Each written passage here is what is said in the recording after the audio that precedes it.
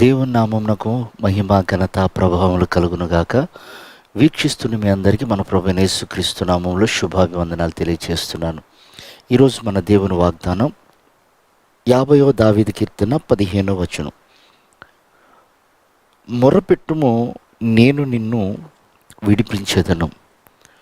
ప్రియమైనటువంటి దేవుని బిడ్డలారా, ఆపత్కాలాలు అనేకులకు వస్తూ ఉంటాయి. కష్టకాలాలు, శ్రమలు, దుఃఖ సమయాలు ప్రతి ఒక్కరి జీవితంలో సంభవించేవే. కానీ ఆపత్కాలములో మొరపెట్టినప్పుడు మనుషులు ఒక్కోసారి వింటే వినొచ్చు, వినకపోవచ్చు. ఒకవేళ విన్నా ఒక్కోసారి వింటారు, తర్వాత మనకు వినకపోవచ్చు. అధికారులైనా, కుటుంబీకులైనా, ఎవరైనా.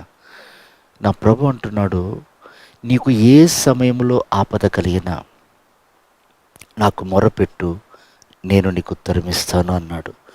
ప్రియమైనటువంటి దేవుని బిడ్డలారా, చాలాసార్లు మనం మనుషుల మీద, అధికారుల మీద ఆధారపడి వారి దగ్గరికి వెళ్ళి మొరపెడుతూ ఉంటాం. మా పరిస్థితులు ఇలా ఉన్నాయి, మా పరిస్థితులు అలా అయిపోయాయి, మాకు అక్కర్లు ఉన్నాయని.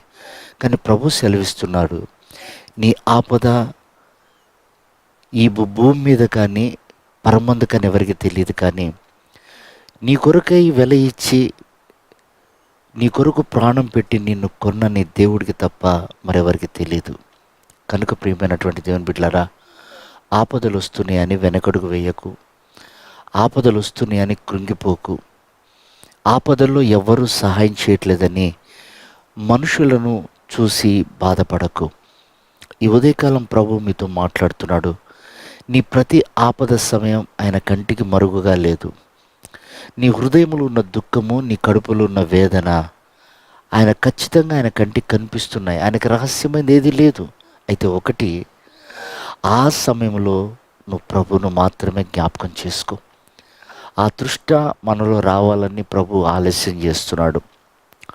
ఆ మంట మనలో అధికం కావాలని ప్రభు నిరీక్షణ కలిగి ఉన్నాడు. కనుక ప్రియ దేవుని బిడ్డలారా, సమయమందును అసమయమందును మనం ఆయనను వేడుకోవాలి.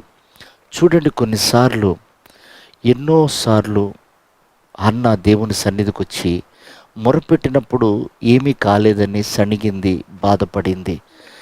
కానీ ఒక రోజున తీవ్రమైనటువంటి ఆశతో, ఆకాంక్షతో ప్రార్థన చేసినప్పుడు ప్రభు కార్యం చేశాడు. అదే మాట అంటాడు కదా యాకోబు, ఏలియా ఆసక్తితో ప్రార్థన చేయగా ఆకాశము నుండి వర్షం కురిసింది. అదే ఆసక్తితో ప్రార్థన చేయగా వర్షము ఆగిపోయింది. అంటే నీవు చేసే ఆసక్తికరమైన ప్రార్థన నీకు ఫలితాన్ని ఇస్తుంది. ఆసక్తి అంటే చల్లారిపోకుండా చేయటం.